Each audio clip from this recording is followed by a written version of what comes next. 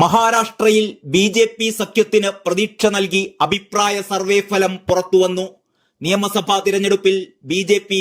ശിവസേന ഏക്നാഥ് ഷിൻഡെ വിഭാഗം, എൻ.സി.പി. അജിത് പവാർ വിഭാഗം കക്ഷികളുടെ മഹായുതി സഖ്യം ഭരണം നിലനിർത്തുമെന്ന് പ്രവചിച്ചത് സർവേ ഏജൻസിയായ മെട്രിസ് ആണ്.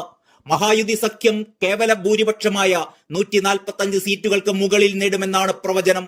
മഹാരാഷ്ട്രയിലെ 288 അംഗ നിയമസഭയിൽ മഹായുതി സഖ്യം 145 മുതൽ 165 വരെ സീറ്റുകൾ നേടുമെന്നാണ് പ്രവചനം. അതേസമയം കോൺഗ്രസ്, ശിവസേന, ഉദ്ധവ് താക്കറെ വിഭാഗം, എൻ.സി.പി. ശരത് പവാർ വിഭാഗം കക്ഷികളുടെ മഹാവികാസ് അഘാഡി സഖ്യത്തിന് അടുത്ത 5 വർഷത്തേക്ക് കൂടി പ്രതിപക്ഷത്ത് തുടരേണ്ടി വരുമെന്ന് അഭിപ്രായ സർവേ പ്രവചിക്കുന്നു. മഹാവികാസ് അഘാഡി സഖ്യം 106 മുതൽ 126 വരെ സീറ്റുകളിൽ ഒതുങ്ങുമെന്നും സർവേ പ്രവചിക്കുന്നു.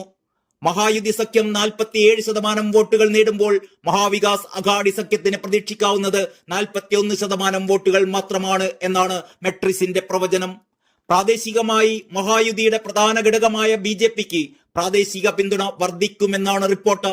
പ്രത്യേകിച്ചും പശ്ചിമ മഹാരാഷ്ട്ര 48%, വിദർഭ 48%, താനെ കൊങ്കൺ 52% എന്നിവിടങ്ങളിൽ ശക്തമായ പിന്തുണയാണ് സർവേ സൂചിപ്പിക്കുന്നത്.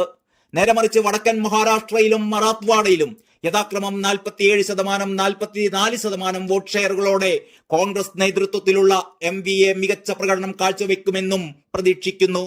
ഹരിയാനയിലെ വിജയകരമായ പ്രചാരണത്തെ തുടർന്ന് ബി.ജെ.പിയുടെ നേതൃത്വത്തിലുള്ള മഹായുതി ശക്തി പ്രാപിക്കുകയും അതിന്റെ അടിത്തറ പുനരുജ്ജീവിപ്പിക്കുകയും വരാനിരിക്കുന്ന തിരഞ്ഞെടുപ്പുകൾക്കായി ശക്തമായി ഒരുങ്ങുകയും ചെയ്തിരുന്നു എന്നാണ് സർവേ ഫലങ്ങൾ സൂചിപ്പിക്കുന്നത്.